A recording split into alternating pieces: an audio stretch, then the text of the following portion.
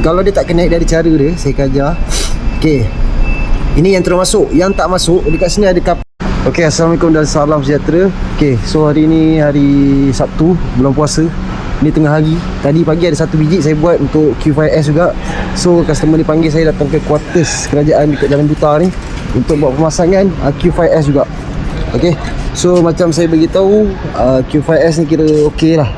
Yang mana bukan orang IT boleh pakai. Kalau orang IT ni dia akan nampak lagging ataupun kecacatan dekat software dia. Okey, dia faham lah.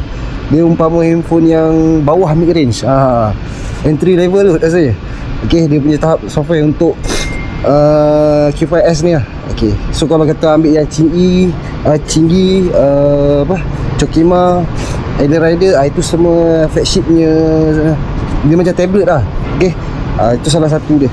Okey, so nanti kita tengok selepas siap pemasangan, sekali dengan apa benda ni nama side mirror ni dekat ADB 160 ni. Okey. Okey, so alhamdulillah kita dah pun siap pasang navigator dan side mirror dekat quarters kerajaan dekat Jalan Duta ni. Okey, so untuk ADB ni dia minta saya pasangkan, saya hanya ambil pasang navigator. Okey.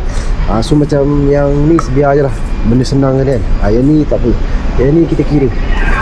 Okey, so tadi saya dah ajar customer cara penggunaan navigator ni macam mana. Okey, so customer ni dia gunakan Apple iPhone. Okey, so bila kita on, okey lah.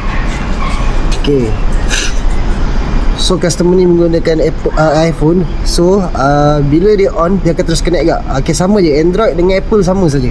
Tapi cuma kalau dia tak connect, dia ada cara dia, saya akan ajar. Okey, ini yang terus masuk. Yang tak masuk, dekat sini ada CarPlay, dekat sini ada auto. Okey, so kalau untuk Apple CarPlay, untuk Android auto. So kalau ni masuk, dia akan terus pergi ke ni. Okey, so macam biasa untuk Apple dia ada Map, dia ada Google Map, dia ada Waze. Okey, so terpulang pada, walaupun WhatsApp ada, bukan untuk balas kat sini dia just notification. Kalau call masuk pun just notification saja. Okey, so itu sahaja untuk customer kali ni, bulan puasa kali ni. Jadi kepada anda di luar sana yang berminat nak pasang apa-apa aksesori berkaitan electrical, boleh terus contact saya dekat nombor yang tertera. Okey, ciao.